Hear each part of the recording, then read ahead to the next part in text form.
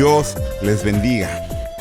Espero que estén en este día en victoria, dependiendo del Señor y llenos de su presencia, recordando que aun que no estamos reunidos, estamos unidos, mis hermanos. También quiero hacer mención de que nuestra fe no depende de un lugar, sino que depende de dónde está nuestro corazón. Así que podemos estar en el lugar que sea, pero si nuestro corazón está en Dios, allí es de donde depende nuestra fe. No es el lugar. Y ahí donde tú estás, y donde yo estoy, y donde estamos, nuestra fe está guardada y fundamentada en el Señor. Vamos a empezar nuestro servicio. Vamos a orar para poner en las manos del Señor su palabra. Así que oremos. Amante Padre Celestial, gracias por un día más de vida. Gracias, Señor, porque nuestra fe está siendo fortalecida en ti y que tú has proveído de los medios de comunicación, de los medios de redes sociales que ahora están a nuestra disposición y que tu palabra, Señor, puede seguirse compartiendo y hablando a toda la gente, Señor. Te pedimos que bendigas este mensaje, Señor, que sea ministrado nuestro corazón y a aquellos que aún no están convertidos, tú hables a sus corazones para que tomen la decisión más grande de sus vidas, Padre. Bendice tu palabra en el nombre precioso de Cristo Jesús, te lo pedimos. Amén. El tema de nuestro sermón el día de hoy se llama El Señorío de Cristo. Y para lo cual, aunque es todo el capítulo, vamos a leerlo, porque es el tema central de nuestra enseñanza. Estamos hablando de el Evangelio de Juan, capítulo 21. Y la enseñanza que nos da en este último capítulo, el Evangelio de Juan, es fundamental para nuestras vidas y para depender del señorío de Cristo en nosotros. Después de esto, Jesús se manifestó otra vez a sus discípulos junto al mar de Tiberias, y se manifestó de esta manera. Estaban juntos Simón Pedro, Tomás, llamado el Dídimo, Natanael, el de Caná de Galilea, los hijos de Zebedeo, y otros dos de sus discípulos. Simón Pedro les dijo: voy a pescar. Ellos le dijeron: vamos nosotros también contigo. Fueron y entraron en una barca, y aquella noche no pescaron nada. Cuando ya iba amaneciendo, se presentó Jesús en la playa, mas los discípulos no sabían que era Jesús. Y les dijo: hijitos, ¿tenéis algo de comer? Le respondieron: no. Él les dijo: echad la red a la derecha de la barca, y hallaréis.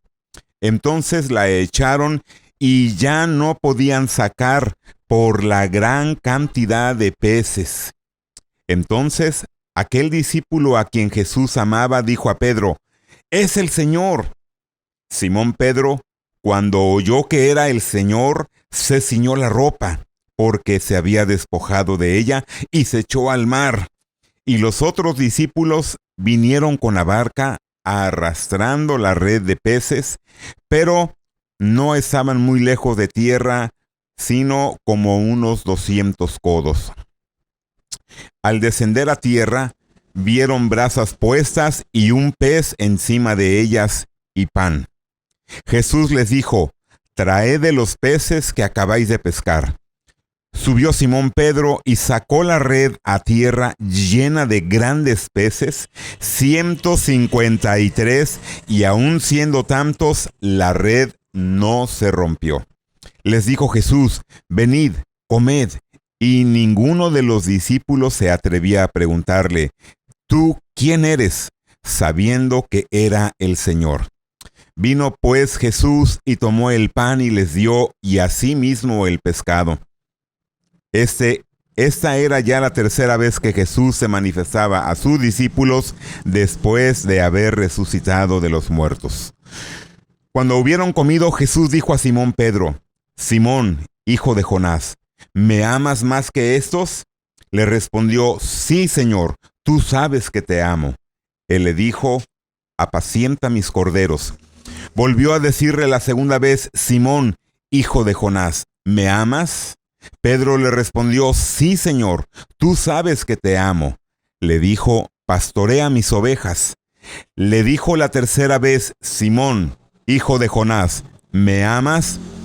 Pedro se entristeció de que le dijese la tercera vez: ¿me amas? Y le respondió: Señor, tú lo sabes todo. Tú sabes que te amo. Jesús le dijo: Apacienta mis ovejas. De cierto te digo, cuando eras más joven te ceñías e ibas donde querías, mas cuando ya seas viejo, extenderás tus manos y te ceñirá otro y te llevará a donde no quieras. Esto dijo, dando a entender con qué muerte había de glorificar a Dios, y dicho esto, añadió: Sígueme. Vamos a detenernos en nuestra lectura y comencemos con el desarrollo del sermón.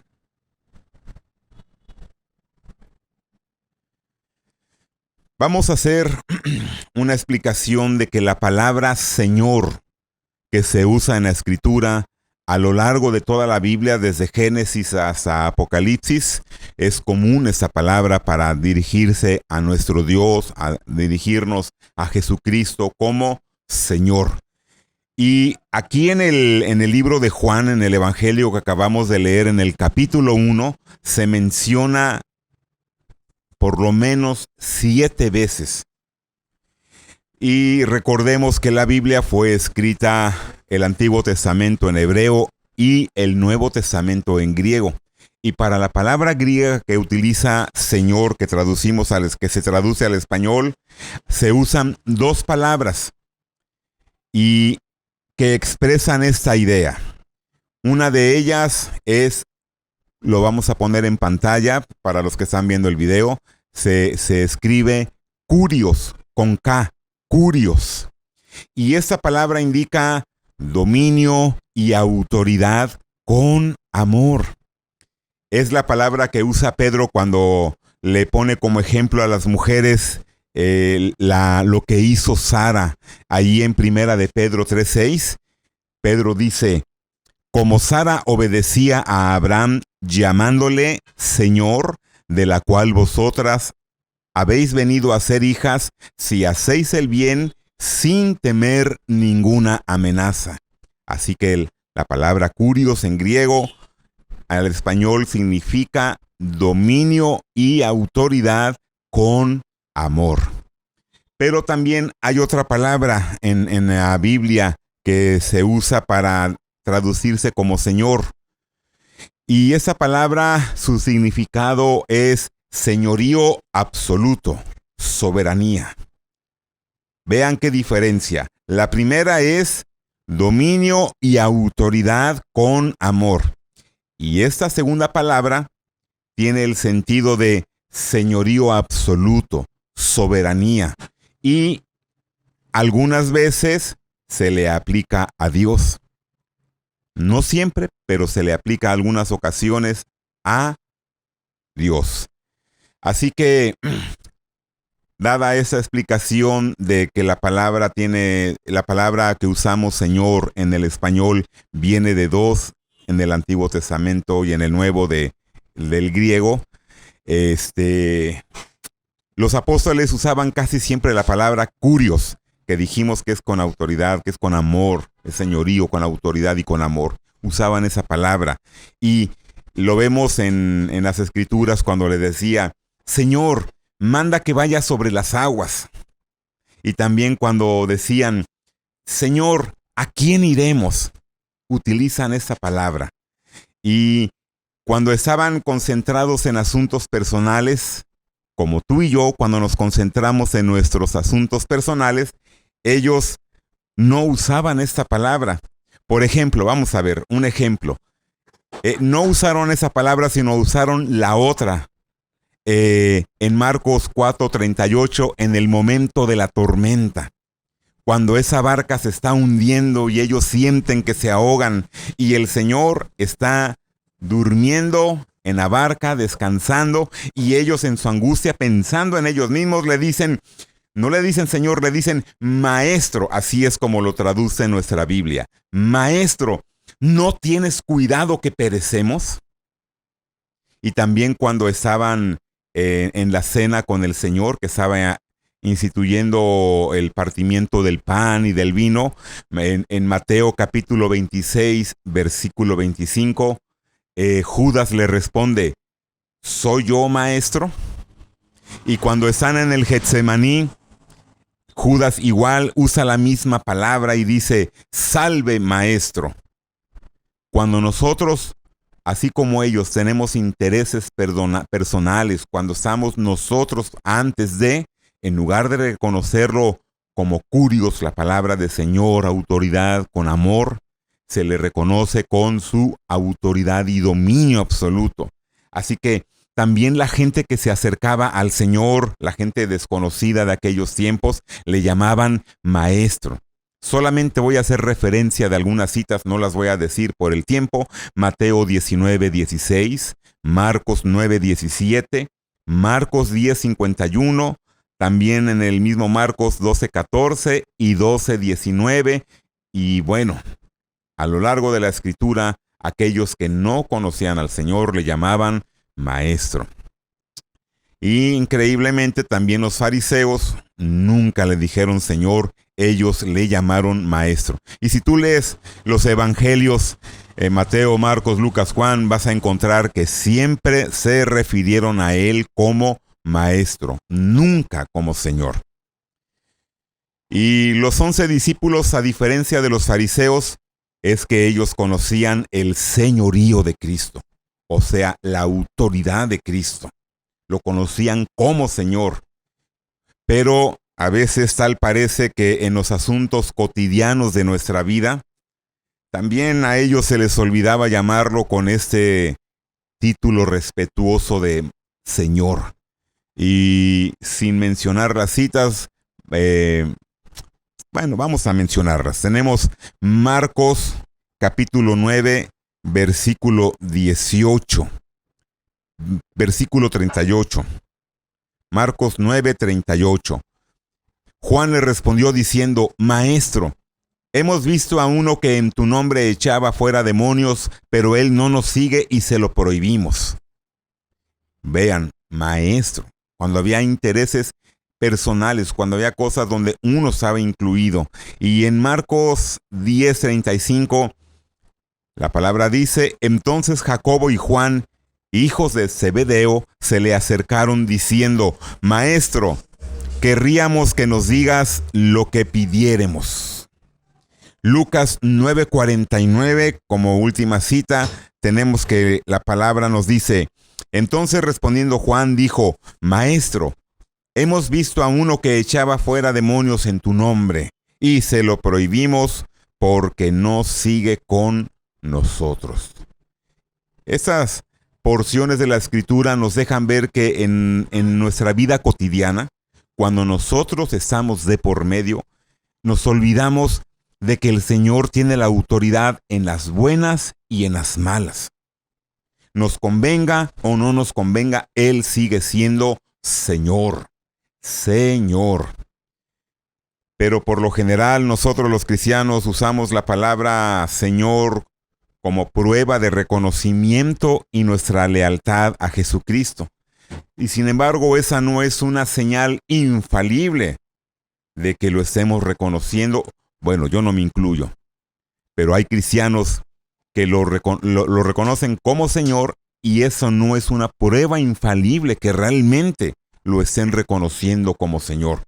Porque hay pseudo cristianos que tienen a Jesús en la boca, pero no en su corazón. Lo tienen en la palabra, pero no en su vida. Es Señor de labios, de labios para afuera, pero no es Señor de su corazón, no es Señor de su vida. Por eso Jesús dice en una parte de la Escritura, no todo el que me dice Señor, Señor, entrará en el reino de los cielos. Sin embargo, esta expresión es buena en los cristianos, aquellos que con sus vidas demostramos y reconocemos que Jesús es nuestro Señor con nuestra manera de vivir, con nuestros hechos, cómo nos comportamos, cómo somos ante los demás.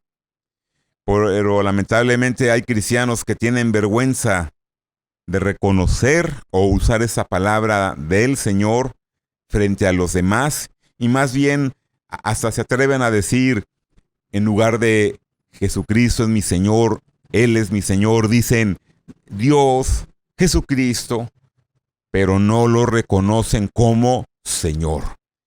Cuando nosotros estamos con gente en la guagua, en el camión, en el transporte, en la escuela, claro que sí, Jesucristo es mi Señor.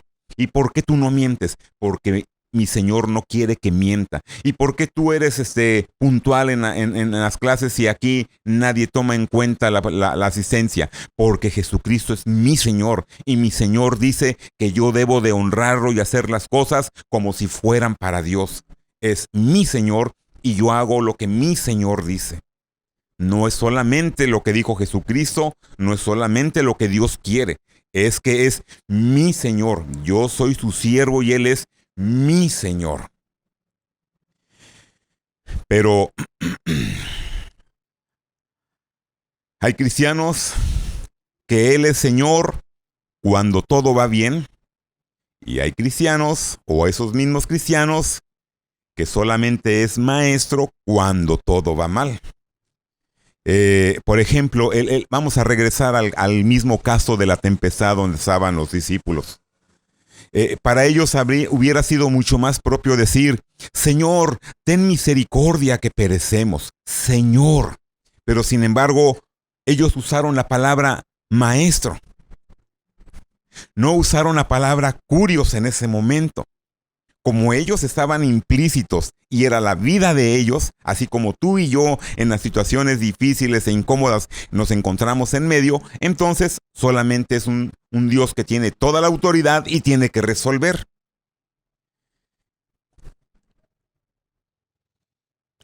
Jesús es nuestro Señor, quien tiene el control de todo lo que pasa, en todo momento, en lo bueno y en lo malo. Jesús siempre tiene todo el control, es nuestro Señor y nosotros somos sus siervos.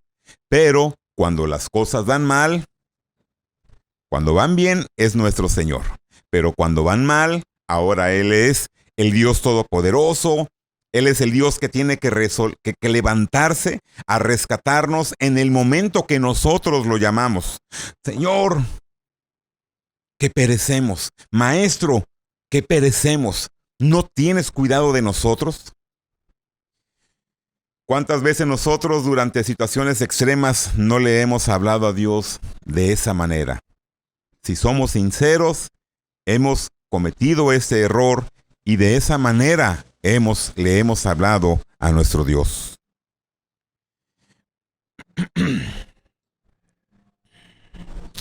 Nunca olvidemos que Jesús es el Señor nuestro en los buenos y en los malos momentos.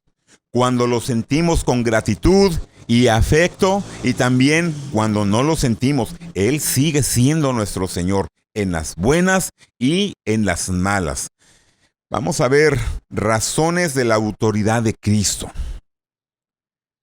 porque Él es nuestro Señor en todo momento, y vamos a ver la primera razón de la autoridad de Cristo.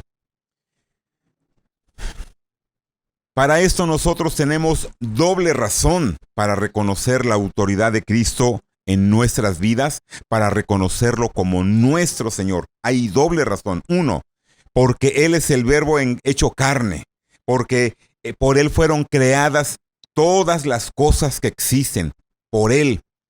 Y segundo, porque es Señor nuestro por habernos comprado con su sacrificio en el Calvario. Primero, porque es creador de todas las cosas, de este mundo y de nosotros. Y segundo, por habernos comprado con su preciosa sangre, con un sacrificio horrendo, fue un precio alto. Jesús dice, vuélvete a mí, porque yo te redimí y te puse nombre. Mío eres tú. Así le decía a Israel en Isaías 43. Y recordemos que lo que está en el Antiguo Testamento es imagen de lo que iba a venir. Así que Israel simbólicamente representa a la iglesia de hoy, a los gentiles. Israel representa a la iglesia. Y si simbólicamente Israel representa a la iglesia de hoy, cuando Dios dice, vuélvete a mí, porque yo te redimí y te puse nombre, mío eres tú. Somos propiedad del Señor. Así que tenemos una razón grande para reconocer la autoridad de Cristo. Y es doble razón para reconocer su autoridad. Lo voy a decir con mis palabras, voy a parafrasearlo con mis palabras, este verso. El Señor dice, no se pertenecen, han sido comprados por precio. Así que glorifiquen a Dios con su propio cuerpo y espíritu, porque son propiedad de Dios. Primera de Corintios 6:20, vamos a abrir nuestras Biblias en Primera de Corintios 6:20 y démosle lectura. Porque habéis sido comprados por precio, glorificad pues a Dios en vuestro cuerpo y en vuestro espíritu, los cuales son de Dios. No solamente somos criaturas de Dios, sino que somos criaturas redimidas, compradas desde que comprendimos nuestra necesidad y aceptamos a Cristo como nuestro Señor. Eso me recuerda una anécdota que leí en un libro de una persona que decía algo así. Un niño de aquellos tiempos empezó con todo su esfuerzo a crear un barquito. Y sabemos que hay jóvenes, hay niños que tienen cualidades, habilidades, destrezas naturales. Y como pudo, empezó a crear un barco. Y muy bonito. Según cuenta la historia, quedó muy bonito. Era como nosotros lo podemos conocer en nuestros días, de esos a escala que parecen reales. Se esforzó mucho el niño, le llevó tiempo, mucho esfuerzo, y él, una vez lo tuvo listo, fue y lo puso en el agua, en un arroyuelo. Pero increíblemente, ese barquito con la corriente del arroyuelo no lo alcanzó y se le fue. Por más que hizo el esfuerzo el niño de recuperar su barquito, se fue, lo perdió. Y él regresó muy triste a su casa. Le dolió al pobre muchacho haber perdido todo ese esfuerzo, su creación y perder su barquito. Pero cuenta esa historia que un día, él andando por las calles de la ciudad, en una tienda de cosas que vendían, encontró un barco. Y cuando él puso atención y lo miró, reconoció inmediatamente que era su barquito. El barco que él había creado. Y lo tenían en venta en esa tienda. Él entró, le explicó al dueño y le dijo que ese barco era suyo. Pero el dueño de la tienda no entró en ninguna razón y le dijo que si lo quería, lo tenía que pagar. O el primero que viniera se lo podía llevar. Ese muchacho corrió a su casa, agarró su alcancía, sacó todo lo que tenía y regresó a la tienda y compró su propio barquito. Cuando llegó a la casa, él acariciaba su barco. Estaba feliz de volver a recuperar lo que él había perdido. Esa historia, mis hermanos, habla de nuestro caso con Dios. Es una buena ilustración. Así es como Dios creó al hombre, a su imagen y semejanza, lo puso con dominio y autoridad sobre toda la tierra. Y cuando éste oía su voz, Adán y Eva oían la voz de Dios, paseaba con el Señor, con Dios, por el huerto del Edén. Pero cuando entra Satanás en escena, se pierde esta relación por desobediencia y deja entonces el hombre de ser la propiedad de Dios. Pero Dios, en su grande misericordia, viene al mundo en forma de hombre y paga por el precio de rescate por mí y por mí, por ti y por mí. Lo pagó con su sangre. Paga lo que antes era suyo, así como la historia de este niño del barco. El Señor paga por lo que era suyo, para rescatar lo que era suyo, lo que es su propiedad. Y lo hizo cuando declaró victoriosamente en esa cruz: consumado es. La deuda está pagada. Por eso el Espíritu Santo dice en Primera de Pedro, capítulo 1, vamos a abrir nuestras Biblias. Primero de Pedro, capítulo 1, versículos del 1. Primera de Pedro, capítulo 1, versículos del 18 al 20. Sabiendo que fuisteis rescatados de vuestra vana manera de vivir, la cual recibiste de vuestros padres, no con cosas corruptibles, con oro como oro o plata, sino con la sangre preciosa de Cristo, como de un cordero sin mancha y sin contaminación, ya destinado desde antes de la fundación del mundo, pero manifestado en los postreros tiempos por amor de vosotros. Amigo que me escuchas, ven a Cristo. No desperdicies ese precio tan alto que ha sido pagado por nuestro rescate. No desperdicies esa oportunidad. Si tú no has tomado la decisión y no te has entregado a Cristo, hoy es el tiempo. Ven a Cristo. Acepta ese precio de rescate tan alto. Mira con cuánto amor nos ha amado el Señor, que ha dado a su Hijo por ti y por mí, para que seamos rescatados. Que Él te compre, acepta que Él te compre para que pueda ser suyo. Hay una anécdota interesante del tiempo de la esclavitud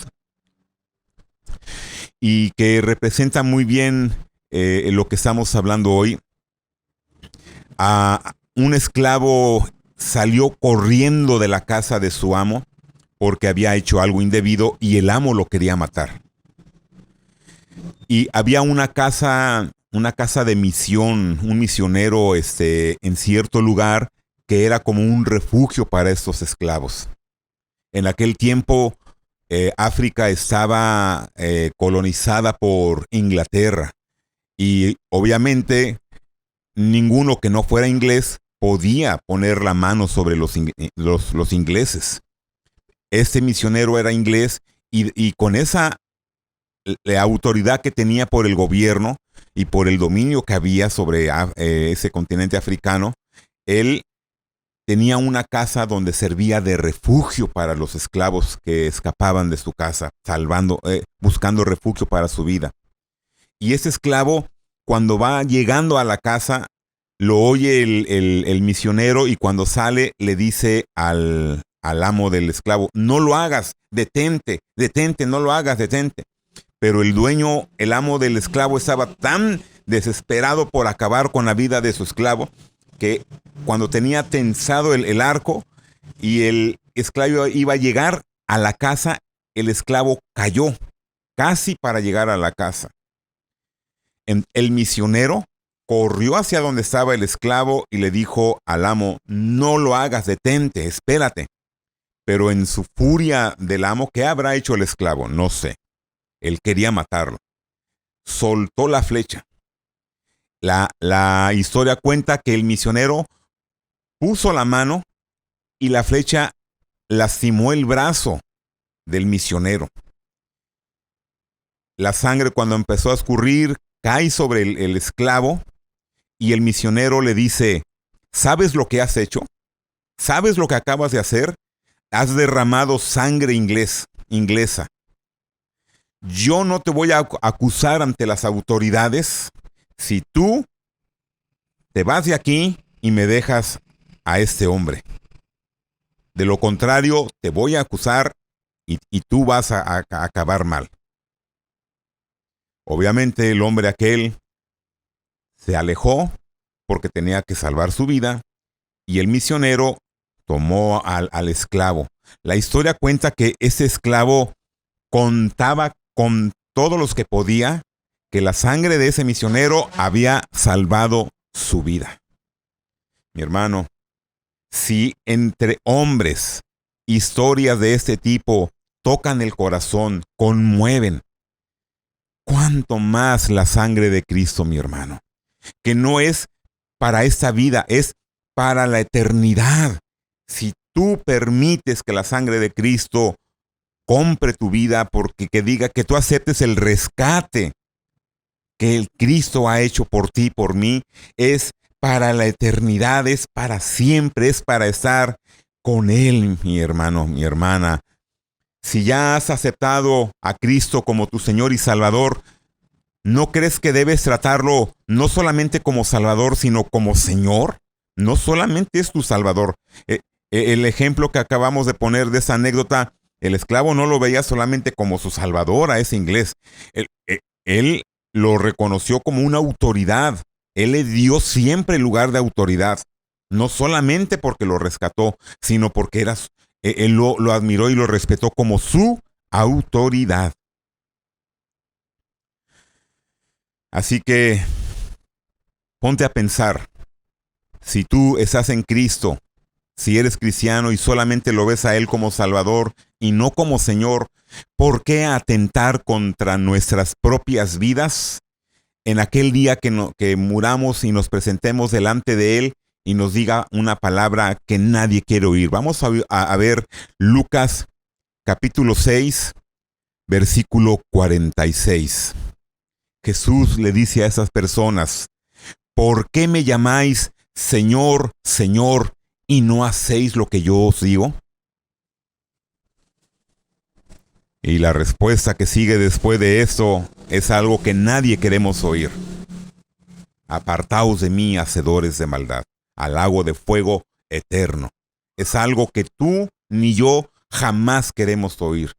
Jesús no solamente es nuestro Salvador, Jesús es nuestro Señor. Así que eso ocurría igual con los discípulos en aquel tiempo. Los discípulos estaban aprendiendo. Los discípulos estaban aprendiendo del Señor en ese momento. Y es natural que tú y yo cometamos errores. Pero qué bendición que nuestro Señor siempre tuvo a bien enseñarnos como le estuvo enseñando a ellos.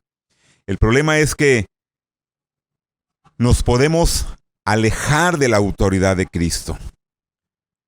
Por ejemplo, vamos a ver, los discípulos se hallaban en Galilea.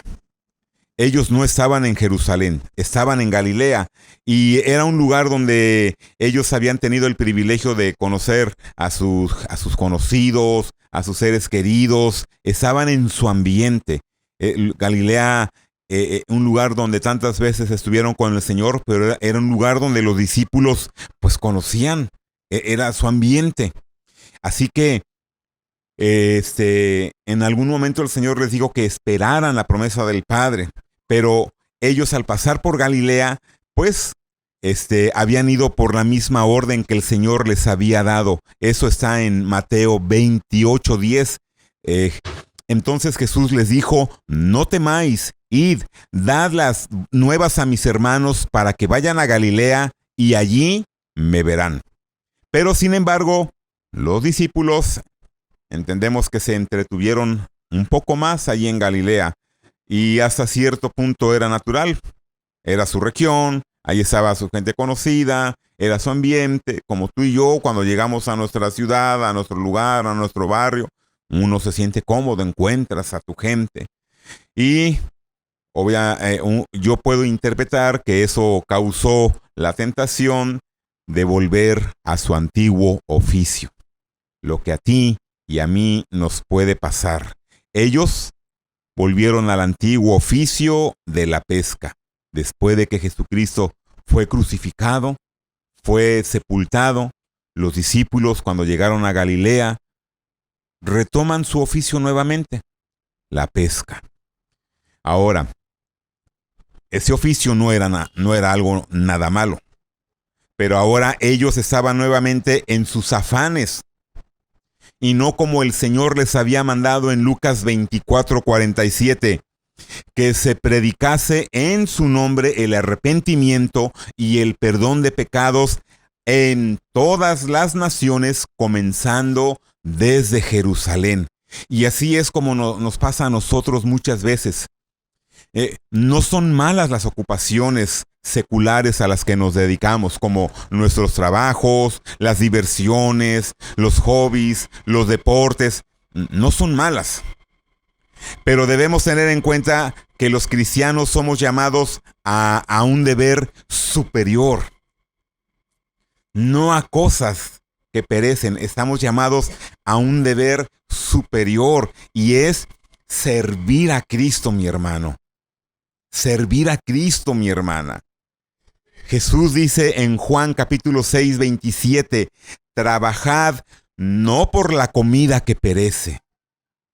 Mi hermano, mi hermana, ¿por qué involucrarnos en las cosas que perecen cuando tenemos un llamamiento superior a lo que ofrece este mundo?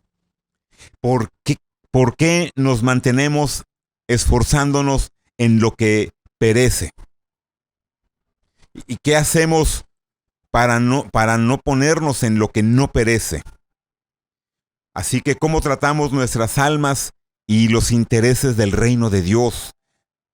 Jesús sale al encuentro de los que han perdido la visión. Tenemos esa bendición. Él va en rescate de aquellos que se desvían de la visión, que abandonan ese señorío de Cristo.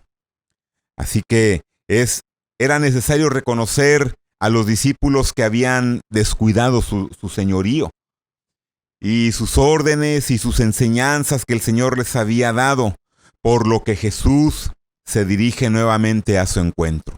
Yo estoy poniendo este ejemplo porque se apega a nuestros días. No solamente es lo único que se aprende de esa experiencia y esa narración que hubo de Jesús en la playa con sus discípulos, sino que es un mensaje amplio y lo ponemos en práctica a nuestros días, porque es algo que sucede a los cristianos de hoy. Y no creo que haya sido una casualidad que aquella noche los discípulos no hayan pescado nada. Recordemos cuando leímos el capítulo 21 de Juan. Pasaron toda la noche sin pescar nada. El Señor, yo creo que estaba preparándolos con aquella frustrante y larga noche. Así que del mismo modo, nuestras adversidades nos preparan para la instrucción que el Señor tiene que darnos. Es como el campesino que remueve la tierra antes de sembrarla. Cristo puede zarandear nuestras vidas con adversidades, con contrariedades, para regresarnos a su camino. Nos puede dar una buena sacudida para prepararnos a regresar a su camino.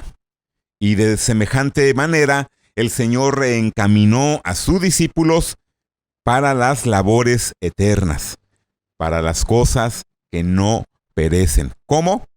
Les quitó la pesca. No en vano les había dicho cuando andaban con Él, sin mí nada podéis hacer. Y eso te dice a ti y a mí el Señor el día de hoy. Sin Él nada podemos hacer. Si no estamos con nuestro Señor, nada podemos hacer. Ahora, cuando estos hombres no eran discípulos, los apóstoles, cuando no eran apóstoles, podían pescar sin el Señor, pero después ya no. Y esto en las cuestiones materiales de nuestros días sigue siendo una realidad para los que somos hijos de Dios. Hoy día la gente hace lo que le da la gana. Estoy hablando de la gente sin Cristo, de la gente sin Dios. Hacen lo que le da la gana. Hacen trampa, trabajan en domingo y prosperan. Así que no debe extrañarnos ni tampoco los debemos envidiar, porque no son del Señor.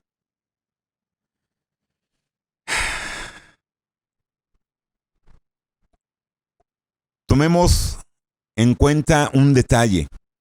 Jesús se aparece a ellos en persona y no lo reconocen.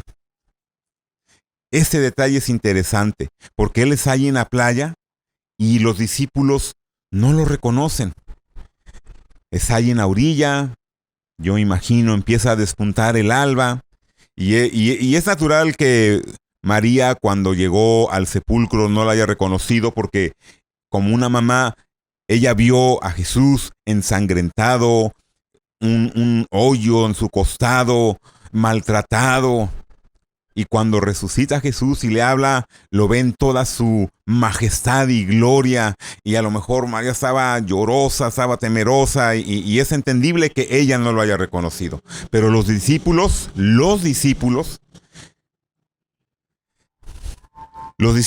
lo habían visto resucitado muchas veces. Y cuando Jesús está ahí en la playa, de todos ellos, el que lo reconoce es Juan, el discípulo amado, el que unas semanas antes había estado recostado con el Señor. Y entonces le dice Juan a Pedro que allí está el Señor, que allí está Jesús. Pedro, como siempre extrovertido, él pone la ropa, se lanza de la barca, él no espera que llegue la barca, se lanza y se le olvidó que había negado a Jesús. Él ve la emoción de ver a Jesús y corre a su Señor. Hasta se le olvidó que lo había negado antes a nuestro Señor. Simplemente él quería volver a disfrutar de su presencia. Y así ocurre con algunos cristianos al día de hoy. En lugar de trabajar en lo que el Señor les ha mandado, se distraen trabajando de lleno en sus labores seculares. Ahora te pregunto, ¿por qué como ellos te vas a pescar? Si eres de Cristo, si Él es tu Señor, ¿por qué? No se puede tener a Cristo solo como Salvador y no como Señor. Es imposible. Él es Salvador y Señor. Ahora nuestra prioridad son sus mandamientos. Así que estemos atentos a Él, a la manera como dice el Salmo 123, versículo 2. Quiera el Señor, por medio de su Espíritu Santo, que tú y yo miremos así a nuestro Señor, como dice el Salmo 123, versículo 2. He aquí, como los ojos de los siervos miran a la mano de sus señores, y como los ojos de la sierva a la mano de su señora, así nuestros ojos miren a Jehová nuestro Dios, hasta que tenga misericordia de nosotros. Quiera Dios que tú y yo seamos como aquellos siervos que no esperaban, ni siquiera esperaban la orden verbal de sus amos, sino que estaban atentos a ver sus actitudes, sus miradas, para de una vez ponerse y correr a su servicio. Que así tú y yo estemos atentos a la voz del Señor, qué se le ofrece, qué es lo que quiere, que estemos prestos para que en el momento que veamos, corramos. Es imposible conocer la voluntad del Señor, lo que quiere en este momento, pero que podamos estar en esa disposición de correr antes, siquiera que Él nos lo pueda pedir. Nosotros tenemos que aprender, por lo tanto, de los errores de los demás para no caer en esos mismos errores. Por ejemplo, la actitud de David. Él era su Señor cuando trajo el arca nuevamente, el arca del pacto, y tú sabes la historia, la Biblia dice que él estallaba de gozo, estallaba de alegría, porque nuevamente estaba la presencia de su Señor o con ellos. Cuando iban a la guerra, él siempre esperaba la orden del Señor. Normalmente los ejércitos se preparaban con mucho tiempo antes de que llegara el enemigo, pero David no era así. Él esperaba el momento que su Señor le dijera ahora. Podían tener al ejército ya casi enfrente en una posición de desventaja, hablando militarmente, pero para David era importante la orden de su Señor. Pero, lamentablemente, también como tú y yo, hay debilidades y él en algún momento de ocio en lo alto de su palacio se dejó llevar por su pecado y en lugar de permitir que su Señor siguiera siendo su Señor, él puso los ojos en Betsabé mientras se bañaba en su casa y dejó el señorío, la autoridad amorosa de su Señor. Simplemente volvió a ser Dios para él. Y así es muchas veces en las vidas de los cristianos. Es fácil ver al Señor en el culto y escuchar su voz en la palabra, pero en lo secreto de nuestras vidas, ¿nos olvidaremos de la presencia del Señor? ¿Crees que es posible pasar desapercibidos de la presencia del Señor? Esa actitud de creyentes no consagrados tiene dos malos resultados. Perdernos definitivamente de la comunión con el Señor y alejarnos de Él, culpando a todos y a todo mundo y culpándolo incluso al mismo Señor.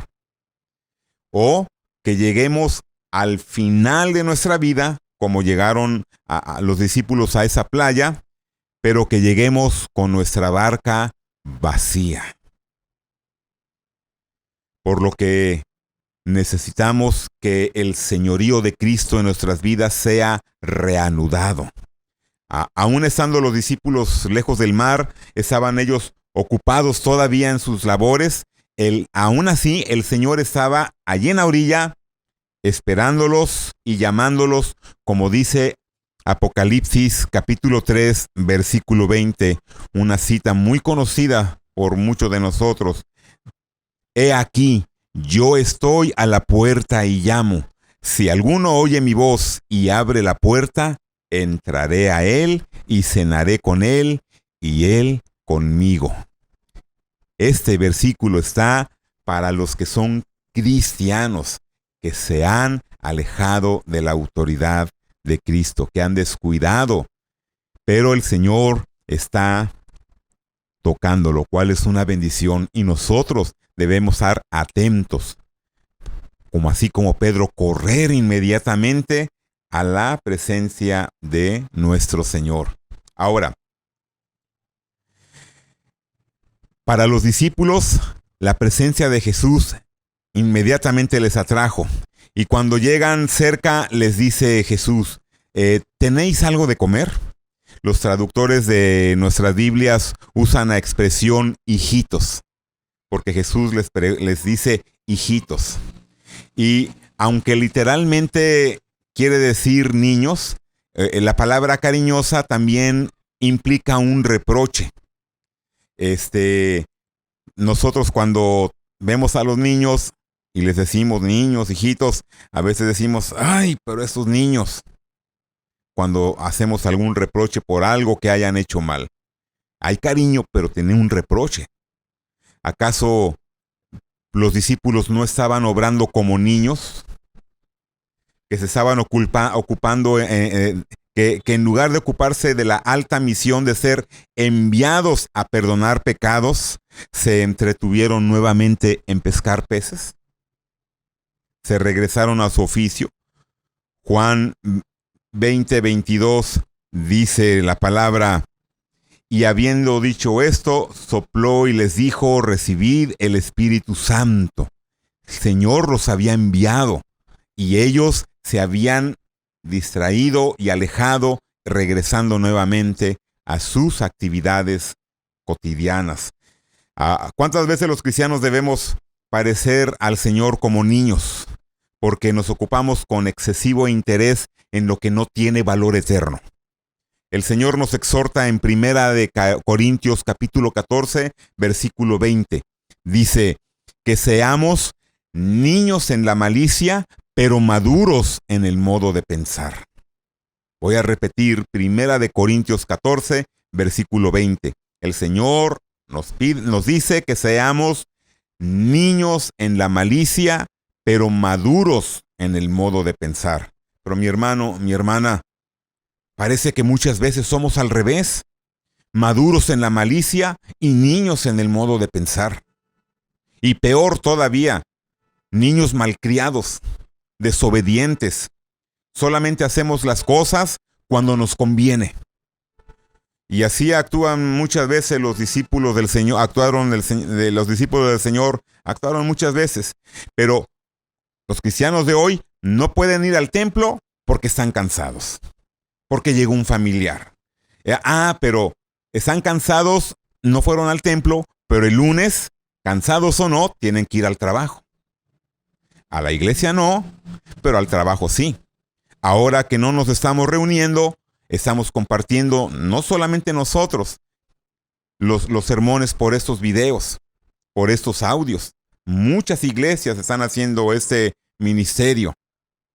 Pero se les pasa el tiempo y no pueden dedicar el momento de escuchar la palabra del Señor, como niños malcriados, dando excusas.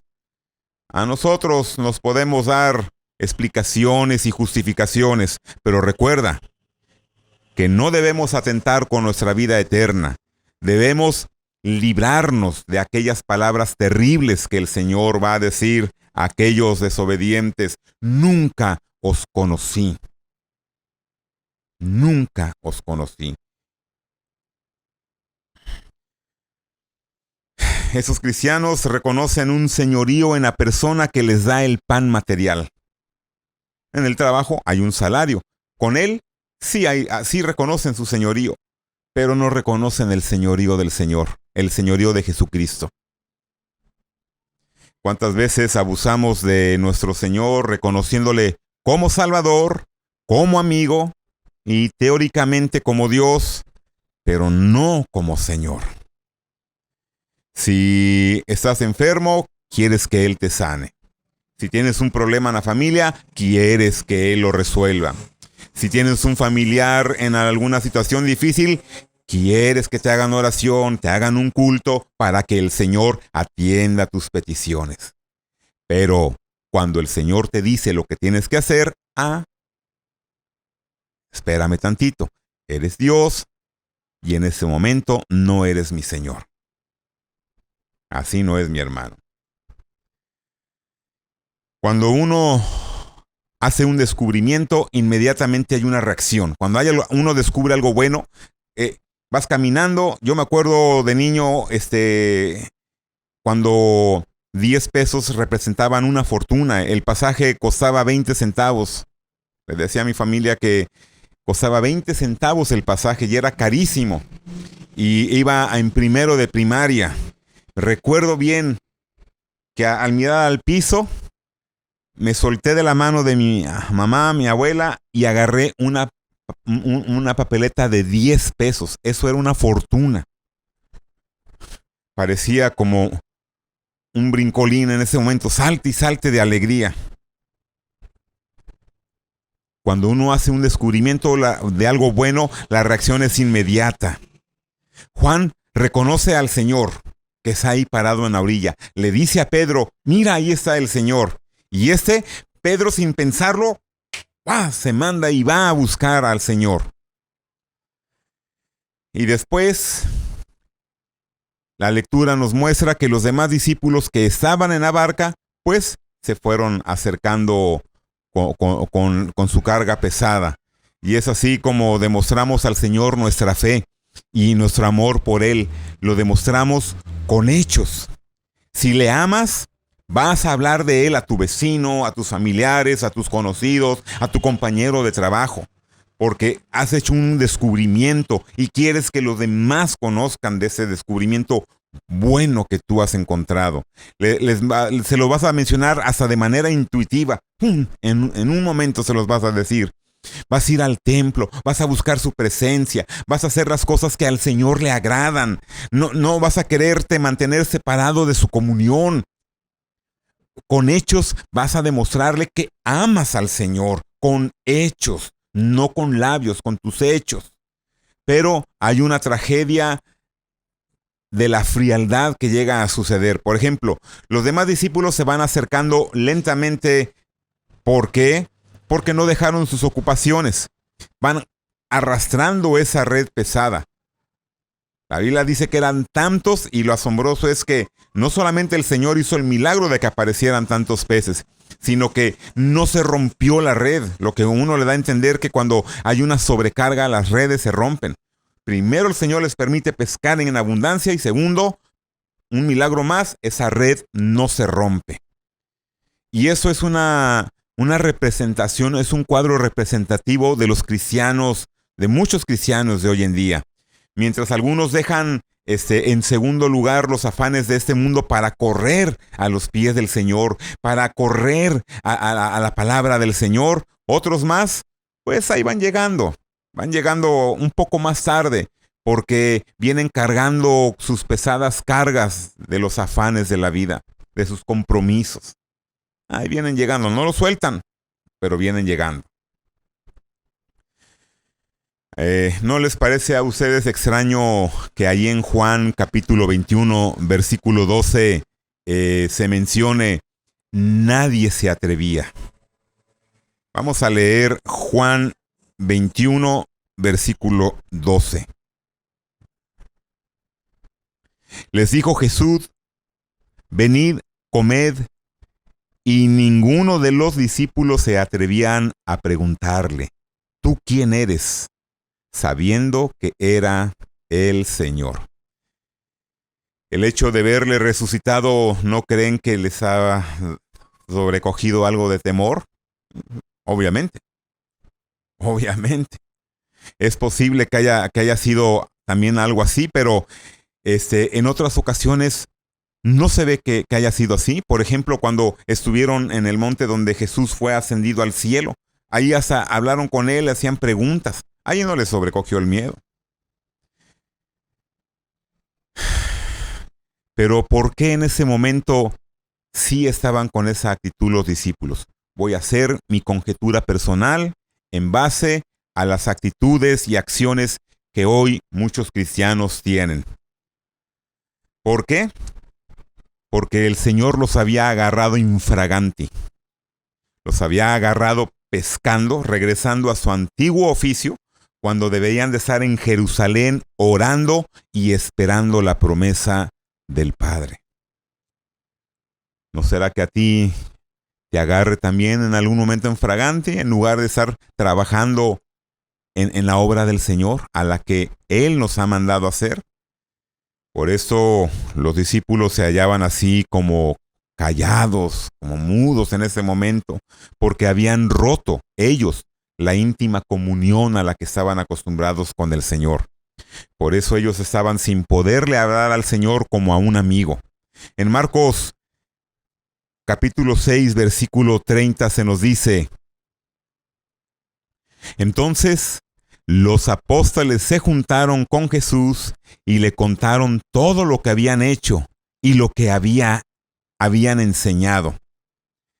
Cuando Jesús estuvo con ellos esos 3 años y los mandaba, ellos regresaban y comentaban siempre con el Señor, emocionados, eufóricos, porque había una comunión, había intimidad con el Maestro.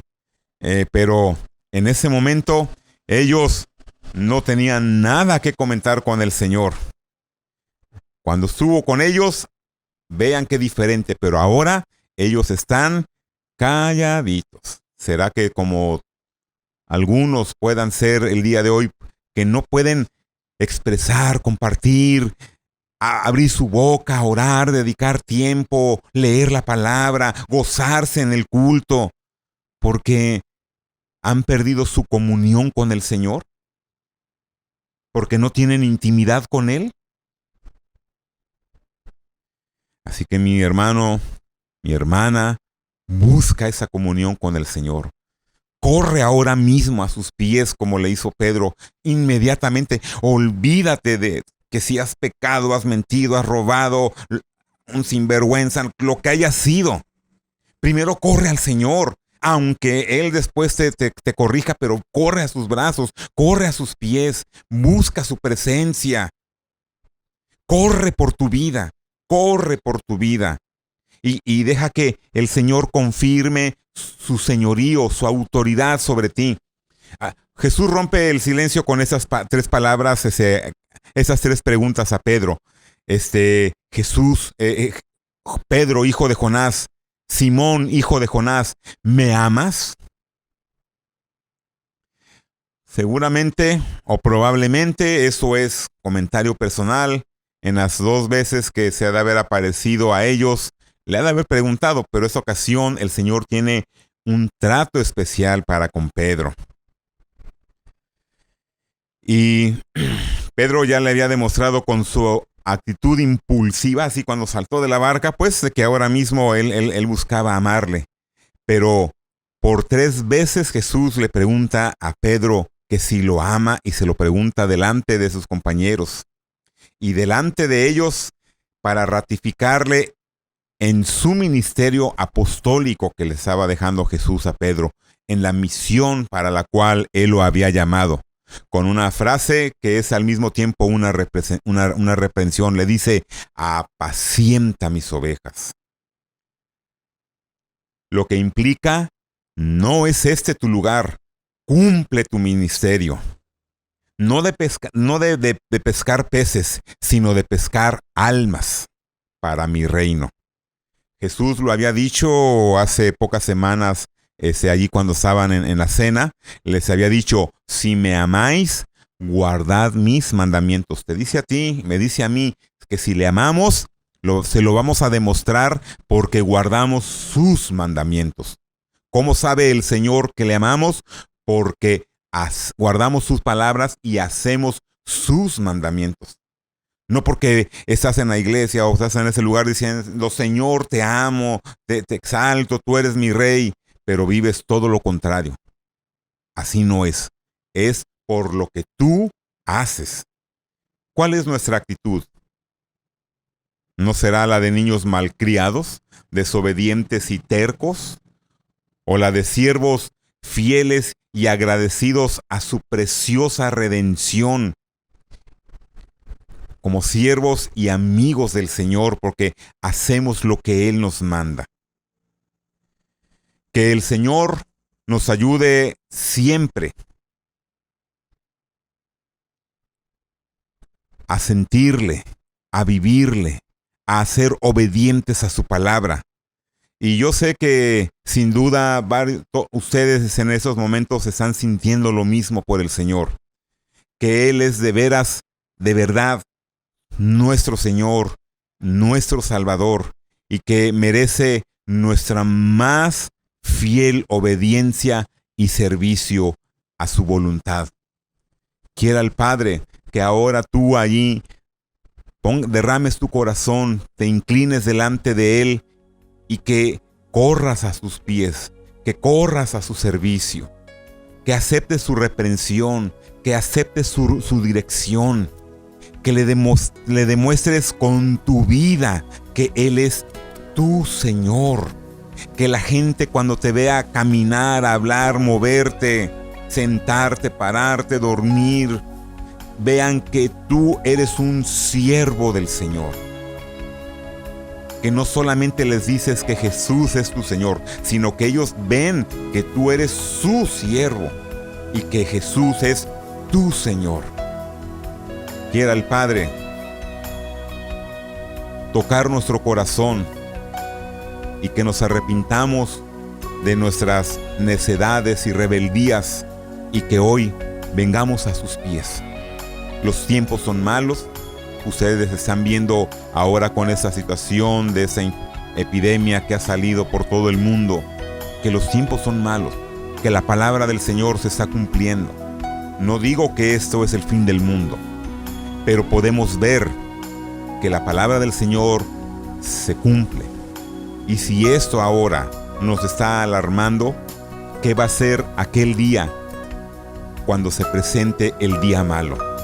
Porque seguramente eso no le llega ni a la planta de los pies de la maldad brutal que va a aparecer aquel día. Jesús dice que no ha habido ni habrá tanto dolor, tanto sufrimiento como lo habrá en aquellos días. Así que mi hermano, mi hermana, corramos a los pies del Señor. Arrepintámonos de nuestras malas decisiones y desobediencias y busquemos su presencia. Hoy es el día de salvación.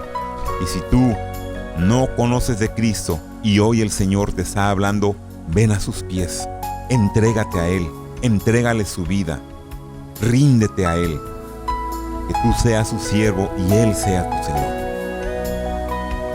Dios les bendiga.